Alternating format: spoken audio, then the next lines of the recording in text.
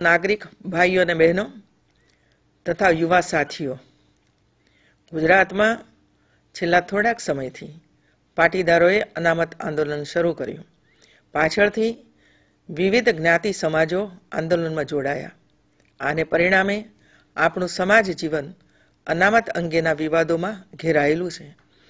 આ આંદોલનનો દોરી સંચાર જે યુવા પેઢીના હાથમાં છે, તેમને આવા આંદોલનોને કારણે 1984-85માં ગુજરાતમાં કેવી હિંસા થઈ હતી અને સમગ્ર જીવન વ્યવહાર, વ્યાપાર ધંધા ખોરવાઈ ગયા હતા તથા સામાજિક દ્વેષભાવ ઊભા થયા હતા, તેનો અંદાજ નથી.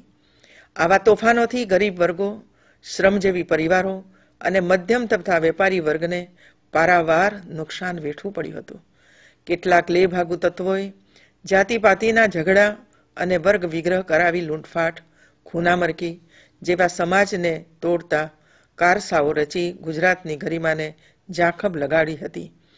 આ આંદોલનને કારણે આપણા ગુજરાતનો વિકાસ વર્ષોના વર્ષો પાછળ ધકેલાઈ ગયો હતો. ગુજરાત ઉપર કેટલી આપદાઓ પણ આવી. કચ્છનો ભયંકર ભૂકંપ, વિનાશક વાવાઝોડું અને હમણાં જ અમરેલી અને બનાસકાંઠામાં ભારે વરસાદને કારણે આવેલા પૂર તેમજ ખેતીવાડીને તેનાથી થયેલા નુકસાનની આપત્તિ આપણે ગુજરાતનું ખમીર ઝળકાવીને આપત્તિને પણ અવસરમાં પલટાવી છે. વિકાસ કૂચ જારી રાખી છે. યુવા મિત્રો, તમે તો નસીબદાર છો કે તમે આવું ગુજરાત નથી જોયું, પરંતુ 2001 પછીનું એટલે કે વિકસિત અને વૈશ્વિક ગુજરાત જોયું છે. આપ ગુજરાતની જે વિકાસ ગતિ પ્રગતિ આજે જોઈ રહ્યા છો, તેમાં સૌનો જનસહયોગ અને સદભાવ, એકતાનું યોગદાન અહેમ રહ્યું છે. સરદાર સાહેબે એક અને અખંડિત શક્તિશાળી રાષ્ટ્રની જે મનસા મહેચ્છા રાખી હતી, તેને આપણે ગુજરાતમાં 100% સાકાર કરી છે. આપ સૌએ ગુજરાતને વિકાસના રાહ પર સતત અગ્રેસર રહેલું જોયું છે. 24 કલાક વીજળી, પાકા રસ્તા, પાણીની ઉપલબ્ધિ, શાળા કોલેજો, વિશ્વ કક્ષાની યુનિવર્સિટીઓ અને ઉદ્યોગ વેપારથી ધમધમતું જે ગુજરાત આજે આપને વારસામાં મળ્યું છે, તેની પાછળ આપણા જ પ્રધાનમંત્રી શ્રી નરેન્દ્રભાઈએ પોતાની જાત ઘસી નાખી હતી. ત્યારે ગુજરાત વિશ્વના ફલક ઉપર નવી ઊંચાઈએ પહોંચ્યું છે અને દેશનું ગ્રોથ એન્જિન બન્યું છે. ભાઈઓ બહેનો, ગુજરાતીઓ તો વેપાર વણતની કુનેહ અને સંસ્કાર વારસો ધરાવતી પ્રજા છે. આજની યુવા પેઢીને આજે જે ઉદ્યમ, વેપાર તેના વડવાઓએ વટવૃક્ષની જેમ સિંચીને વારસામાં આપ્યા છે, તેની પાછળ એમનો સતત પરિશ્રમ, સંઘર્ષ અને મહેનત પડેલા છે. તેનો અંદાજ યુવા પેઢીને છે ખરો? આજનું આપણું ગુજરાત શિક્ષણ ક્ષેત્રમાં શ્રેષ્ઠતમ સગવડો, અભ્યાસક્રમો ધરાવતું અગ્રીમ રાજ્ય છે, તો સાથોસાથ કન્યા શિક્ષણ, વિશ્વ કક્ષાની આરોગ્ય સુવિધા અને ઉદ્યોગો, રોજગાર અવસરોથી ધમધમતું ગ્લોબલ ડેસ્ટિનેશન પણ છે. આપ જાણો છો કે આજે ગુજરાતમાં આપણી કન્યાઓ, દીકરીઓ ઉચ્ચ અભ્યાસ અને સ્પર્ધાત્મક પરીક્ષાઓમાં પોતાનું કૌશલ્ય ઝળકાવી રહી છે. પહેલા ઇજનેરી કે તબીબી અભ્યાસ માટે આપણા દીકરા દીકરીઓને લાખો રૂપિયાનું ડોનેશન આપી ઊંચી ફી ખર્ચીને ગુજરાત રાજ્ય બહાર અન્ય રાજ્યોમાં અભ્યાસ માટે જવું પડતું હતું. તેનો અંદાજ આપણને છે જ. આજે ઇજનેરી કોલેજો, મેડિકલ કોલેજોમાં બેઠકો તથા નવી નવી યુનિવર્સિટીઓ ગુજરાતના યુવાધનને ઘર આંગણે જ શ્રેષ્ઠતમ શિક્ષણની સગવડ પૂરી પાડે છે. ગુજરાતમાં સમાજ ચેતનાના સંસ્કાર પણ વિકસ્યા છે અને તેથી જ ભ્રૂણ હત્યાના કલંકથી આપણે મુક્ત થઈ રહ્યા છીએ. જરા વિચારો તો ખરા, જો 15 વર્ષ પહેલા આ સમાજ જાગૃતિ આવી હોત તો અને ભ્રૂણ હત્યાનું પાપ ન કર્યું હોત તો દીકરા દીકરી વચ્ચેનું જે અસંતુલન છે તે હોત ખરું? ગુજરાતની આજની જે અવિરત સતત વિકાસ યાત્રા પૂરપાટ વેગે દોડી રહી છે, તેમાં શાંતિ, સલામતી, સદભાવ અને સ્થિર સરકાર, સુશાસન રહેલા છે. જનસેવાની પ્રતિબદ્ધતા પડેલી છે અને સૌના સાથ, સૌના વિકાસની ભાવના રહેલી છે. સૌને તેના હક અધિકારનું મળવું જોઈએ તેવો ભાવ ગુજરાતના સમાજ જીવનમાં પડેલો જ છે અને તે જ ભાવથી આપણે બધા જ કાર્યરત છીએ. આપની આ સરકાર પણ સૌહાર્દ, સંવાદ અને સમાનતાને વરેલી છે. ભાઈઓ બહેનો, ગુજરાતની વિકાસ ગાથાને નવી ઊંચાઈએ પહોંચાડવા હજુ ઘણું કરવાનું બાકી છે.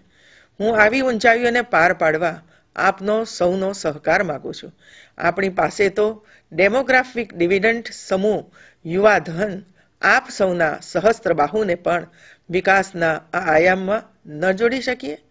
વૈશ્વિક વિકાસના નવા કીર્તિમાન સ્થાપવા ડ્રીપ ઇરિગેશનથી ઓછા પાણીએ વિપુલ સિંચાઈના કામમાં આપણે જોડાઈ ન શકીએ? વૃક્ષોના વિશાળ વાવેતરથી ગ્લોબલ વોર્મિંગના પડકારને પહોંચી વળવાની ગુજરાતની સજ્જતામાં પણ યુવાનો પ્રાણ પૂરી શકે છે. ઘર ઘર ટોયલેટના અભિયાનમાં આપ સૌ જોડાઈને સ્વચ્છતા સફાઈના અભિયાનમાં મદદરૂપ થઈને સ્વચ્છ સ્વસ્થ ગુજરાતનું નિર્માણ કરવામાં આપ સહયોગી બની શકો છો. મહિલાઓ ઉપર થતા અત્યાચારો અને બળાત્કારો, દુષ્કર્મોથી બહેનોને મુક્તિ અપાવવામાં આપ અગ્રેસર ન બની શકો? માતા બહેનોના સન્માન, ગૌરવ, મહિલા સુરક્ષા માટે યુવા પેઢી આગળ આવી શકે તેમ છે. સ્કિલ ડેવલપમેન્ટમાં યુવાનોને જોડીને રોજગાર નિર્માણ કરીએ. આપની શક્તિઓના ભરોસે આપણે ગુજરાતને ઉત્તમ બનાવવું છે. સમાજના કુપોષિત બાળકોને કુપોષણથી મુક્તિ અપાવવામાં મારે તમારો સહકાર જોઈએ છે. સરકાર દ્વારા આરોગ્યના મહાઅભિયાનમાં માતા બહેનોને થતા બ્રેસ્ટ કેન્સર અને ગર્ભાશયના મુખના કેન્સર માટેની ચકાસણી થઈ રહી છે. શું આપ આપના જ ઘરની માતા દીકરીઓને કેન્સરની સારવાર માટે શાળાઓમાંથી બહેનોને લઈને હોસ્પિટલો સુધી ન પહોંચાડી શકીએ? લગ્નો પાછળ થતા ખોટા ખર્ચા બચાવવા સમૂહ લગ્નના આયોજનમાં પણ આપણી યુવા શક્તિ જોડાય. અનેક પરિવારોને લગ્નના ખોટા ખર્ચાના દેવાદાર બનતા બચાવી શકીએ છીએ. સમાજમાંથી અંધશ્રદ્ધા, કુરિવાજો, વ્યસન દૂર કરીને સમરસ તંદુરસ્ત સમાજ રચનામાં પણ યુવા શક્તિ કામે લગાડી શકાય છે. આવા અનેકવિધ રચનાત્મક આયામોમાં યુવા પેઢીનો આપનો સહયોગ મળે તો મારું, તમારું, આપણું ગુજરાત વૈશ્વિક વિકાસના વાવટા ફરકાવે જ તે નિસંદેહ છે. આજના યુગમાં જ્યારે શિક્ષણનું મહત્વ વધ્યું છે અને રાજ્યનો દરેક યુવાન જ્યારે ઊંચામાં ઊંચી તાલીમ લેવા ઈચ્છતો હોય ત્યારે તે માટેની વ્યવસ્થા પૂરી પાડવા માટે સરકાર પણ એટલી જ તત્પર છે. આપણા રાજ્યમાં શાળા, કોલેજ, યુનિવર્સિટીઓ, હોસ્પિટલો તથા જે કંઈ સામાજિક વિકાસના કાર્યો થયા છે તેમાં સમગ્ર સમાજનો ફાળો છે. આનો જ લાભ લઈને આપ સૌ ભણ્યા ગણ્યા છો. સમાજ મોભીઓએ આપને અભ્યાસમાં, કારકિર્દી ઘડવામાં મદદ અને માર્ગદર્શન આપ્યા છે. આ જ સમાજના આગેવાનો અને આપણા મુરબ્બીઓ જ્યારે આપના આંદોલનના મધ્યસ્થી બનવાની વાત કરે છે ત્યારે તેમની પણ અવગણના કરો છો. શું આપને નથી લાગતું કે વડીલોનું માન ન જાળવીને આપણે કંઈક ખોટું કરી રહ્યા છીએ? સમય અને જરૂરિયાત ધ્યાને લઈ ઉચ્ચ શિક્ષણ માટેની સરકાર સંચાલિત અનેક ગ્રાન્ટેડ શાળા કોલેજોમાં નહિવત ફી છે, પરંતુ સ્વનિર્ભર અને ખાનગી યુનિવર્સિટીમાં તો શિક્ષણની ફી ઊંચી છે જ, જેના કારણે આપ બધાઓને મુશ્કેલીઓ પડે છે. તેનો ઉકેલ લાવવા પણ આપની આ સરકાર પ્રયત્નશીલ છે જ. અનામતની જોગવાઈથી ઉચ્ચ શિક્ષણોમાં પ્રવેશ અને નોકરીઓ અંગે પડતી અસરો વિશે અન્ય વૈકલ્પિક ઉપાયોથી નિરાકરણ આવી શકે તેમ છે. તમારી લાગણીઓને સમજવા અને સમસ્યાઓના ઉપાય સૂચવવા માટે મેં મારા મંત્રીમંડળના 7 મંત્રીઓની કમિટી પણ બનાવી છે. આમ રાજ્ય સરકાર આ માટે સકારાત્મક રીતે બધા જ્ઞાતિ સમાજના સૂચનોને રચનાત્મક રીતે ધ્યાને લઈ આપને સૌને મદદરૂપ થવા જરૂરી આયોજન કરી રહી છે. યુવા મિત્રો, આપ સૌ બંધારણની જોગવાઈઓ, અદાલતોના જજમેન્ટથી અને કાયદા કાનૂનથી અજાણ તો નથી જ ને? આપણા બંધારણની આ જોગવાઈઓ સુપ્રીમ કોર્ટના ચુકાદાઓના આધારે SC, ST અને OBCની અનામતની ટકાવારીમાં આપણે કોઈ ફેરફાર કરી શકીએ તેમ નથી અને 50% વધારે અનામત નામદાર કોર્ટના ચુકાદાઓને કારણે આપી શકવાના પણ નથી. જે રાજ્યોએ આવા ચુકાદાઓથી ઉપર જઈને પોતાના રાજ્યોમાં અનામત આપી તેને પણ સર્વોચ્ચ અદાલતે અને રાજ્યોની અદાલતોએ રદ કરી છે. તે પણ આપ જાણો જ છો. આપની આ સરકાર એટલે જ અનામત મુદ્દે કોઈ ઠાલા વચનો આપવા માંગતી નથી. આ બધું જ આપ સૌ સારી રીતે જાણો છો. તેમ છતાં અનામતની માંગણી કેટલે અંશે યોગ્ય છે. ગુજરાતના સૌ નાગરિકો પણ જાણે છે કે બંધારણની જોગવાઈનો ભંગ આપણે ન જ કરી શકીએ. શાણા સમજુ નાગરિકો સમાજો પણ ક્યારેય આવી સલાહ નથી આપતા. યોગ્ય ન હોય તેવી માંગ સાથે સમાજ જોડાતો નથી.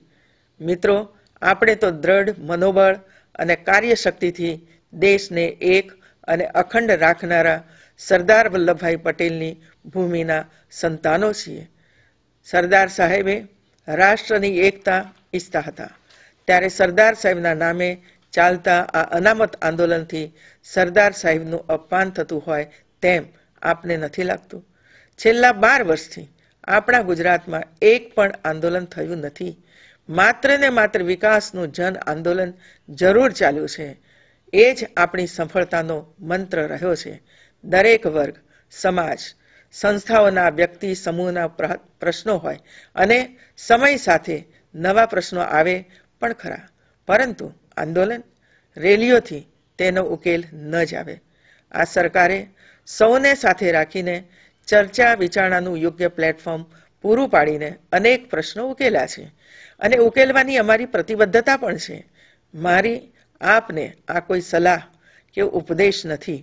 મારા હૃદયની લાગણીઓ આપ સમક્ષ મૂકવાનું મન થયું અને એટલે જ ખાસ કરીને યુવાનોને સમગ્ર બાબત અને તમામ પાસાઓથી અવગત કરાવવાનો એક પ્રયાસ કર્યો છે. આપ સૌ ગુજરાત પ્રેમીઓને મારો હૃદયપૂર્વકનો અનુરોધ છે કે આવો ગુજરાતના સમાજ જીવન, આર્થિક, સામાજિક ગતિ, પ્રગતિ અને ગતિશીલ વિકાસ યાત્રાને ધબકતી અને ઝળહળતી રાખીએ. સરદાર સાહેબના એકતા, અખંડિતતાના પંથે ચાલીને આંદોલનો, શક્તિ પ્રદર્શનો નો માર્ગ છોડી ગુજરાતને વધુ વૈશ્વિક વિકાસ ઊંચાઈએ પહોંચવા સૌ સાથે મળીને કાર્યરત થઈએ. આપણે સૌ ભેગા મળીને સમાજ જીવનમાં શાંતિ, સૌહાર્દ અને બંધુતા, સમરસતા એકબંધ રહે તેવો નાગરિક કર્તવ્ય ધર્મ નિભાવીએ. એ જ જય જય ગરવી ગુજરાત, જય જય ગરવી ગુજરાત.